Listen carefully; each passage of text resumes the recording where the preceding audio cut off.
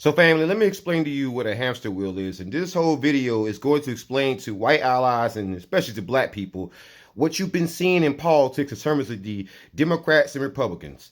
So Democrats, they propose themselves to be allies of black people, right? They always project that image. And yet, when you look at the results, you look at the LA City Council, you look at what's happening in Chicago with Lori Lightfoot, you look at what's happening in South Carolina with a lot of the race soldiers, aka U.S. law enforcement targeting black people. You look at what's happening in Florida with Ron DeSantis trying his best to be another version of Trump, except he doesn't have the charisma to beat Trump. You look at what's happening in North Carolina. You look at what's happening in Colorado with the Mallorys. You look at what's happening in New York. You look at what's happening in New Jersey. You look at what's happening in Massachusetts. You look at you look at across the country. You see anti-blackness all over the place. And yet, every time we bring up something, every time we want something, what do you usually see? You usually see something that we call the all lives mattering of black issues. What do I mean by that? Well, let's go into a long form and actually explain to people what I mean by that. So, the all lives mattering of black issues is when you take black issues, and every time we mention issues, you try to all lives matter the issue. And you do this in several ways. The Democrats, they do it in other ways. The Republicans will typically take black issues and try to disregard or say that, hey, we're just complaining about something. But then the Democrats, they have a more sophisticated way of drawing out black issues, and they use other groups that we call buffer groups. And buffer groups, these are groups that are these are groups that are immigrant groups, typically from the Caribbean, a lot of times from the African continent, but a lot of times from the Hispanic community, and that's been backfiring lately. So what they'll do is they'll take these immigrant groups, right? And these people are meant to replace us, or meant to drown us out, because the idea, and this is basically where society and the dominant white society and white supremacists have set the groundwork of setting the people of color thing. See, when you set the people of color thing, then you place other groups on the same level as us in terms of oppression, in terms of our issues, in terms of other things. Notice how people only bring up Native Americans and other groups when it comes to our issues, when it comes to black issues in particular. They don't ever bring them up when Native Americans are going through stuff, when they're suffering due addiction, when they're suffering due, homelessness and joblessness. No one brings them up then. But they only bring them up when conversations about reparations pop up. When a white person wants to pretend like, hey, I'm Native American, because every white person claims that without exception. Without exception. Even Elizabeth Warren, when she was tested, this lady is whiter than most white people. And yet she claimed to be Native. So most white people claim that. So when you set that groundwork of the people of color thing in terms of allowing other groups to stake the same claims as us, well, then you set the groundwork for them to come in later and use those same groups. Whenever someone says, hey, a black person has been offended or aggrieved, what do people usually do? Okay, well, we're going to hire or we're going to give something out to people of color.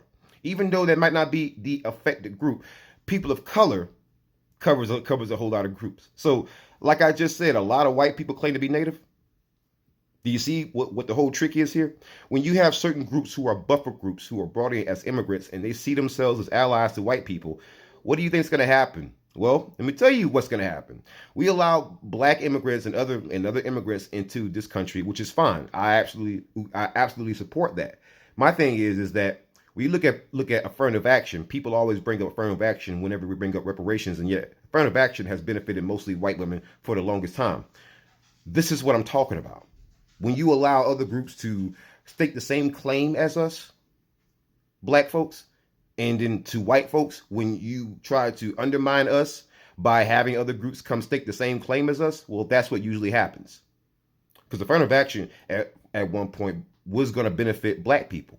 But then those early wave white feminists who were racist, who didn't like black men, because many of them didn't like the fact that black men got the right to vote before women. Because women was a term that white women could actually use. That's why they actually care about the whole abortion thing. White women don't actually care about abortion rights for black women. I mean, white women barely care if a black woman like Breonna Taylor gets harmed by a race soldier in her own home. Do you think that they actually care about black women's reproductive rights? Stop it. We know that's not the case. But again, merging issues and then using us as a shield for certain issues, just like with the whole abortion thing. The first thing that everybody said, well, this is going to disproportionately affect black women, even though the vast majority of women who's going to be affected is white women. You know, when those white women want to go and mess around with a black dude, but don't want to keep the baby because they want to still be white supremacists, but at the same time have a little bit of fun with black men. Yeah, that's why they care about abortion so much, because they can't have hot girl summer. I'm not saying that those aren't rights to fight for. I'm just saying, don't you tell me that the average white woman screaming about it cares about black women. Stop it. Stop the cap. You can feed the cap somebody else. I'm completely allergic. I am cap intolerant. Okay. But as soon as I say stuff like that, you're gonna have a certain segment of the black community who's gonna argue against me, because those people are brainwashed. They have linked this idea of Democrat Party to black people. They have linked the idea of certain political movements to black people. They have linked certain ideas, certain social movements, certain social ideas to black people. And I want you to know the difference between my content and their content. I'm repeating what I'm hearing black people say. They're trying to dictate what black people should do. Big difference. Big difference. What you're seeing right now on the streets is a reckoning from the so-called liberal left, the so-called Democrats. We knew the Republicans were racist, but the LA City Council opened a lot of people's eyes. George Santos, being a part of the People of Color Coalition, that opened a lot of people's eyes. That executive order given to the Asian community, but nothing for us. After what happened at the top supermarket, after what happened at the top supermarket, after George Floyd, after Dante Wright, Tyree Nichols, Breonna Taylor. I mean, the list goes on and on and on and on and on. And what you're finding is that we are tired of being ignored. What we're finding is that one side doesn't like us because we're black, and the other side doesn't like us but wants to use us. See, even slave masters didn't particularly like us. That don't mean that they couldn't use us. So if black people would just pause for a second and take an honest look around, you're being used.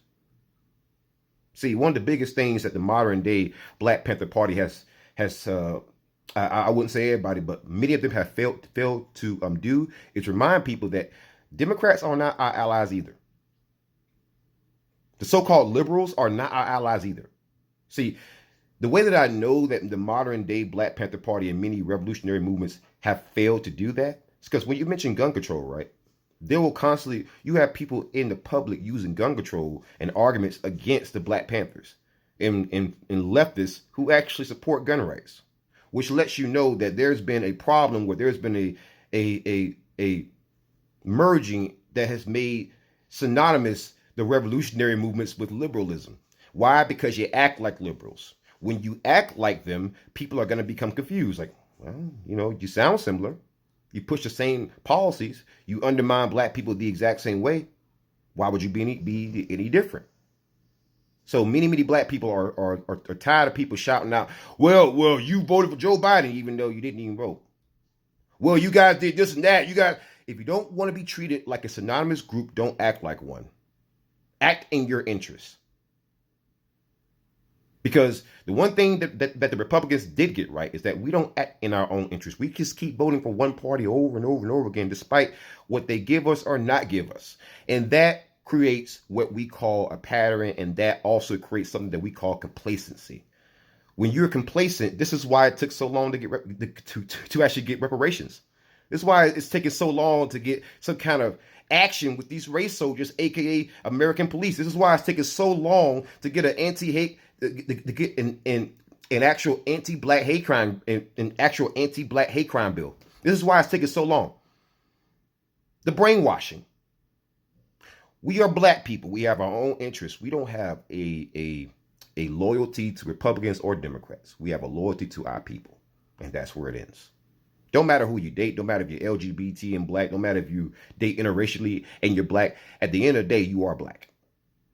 And we got to start thinking in our own interests and stop putting our allegiance to one party or the other, because neither one cares about us. Because the one thing you got to realize, at the end of the day, no matter who's in control so far in this country, throughout its history, white supremacy has been the ultimate rule.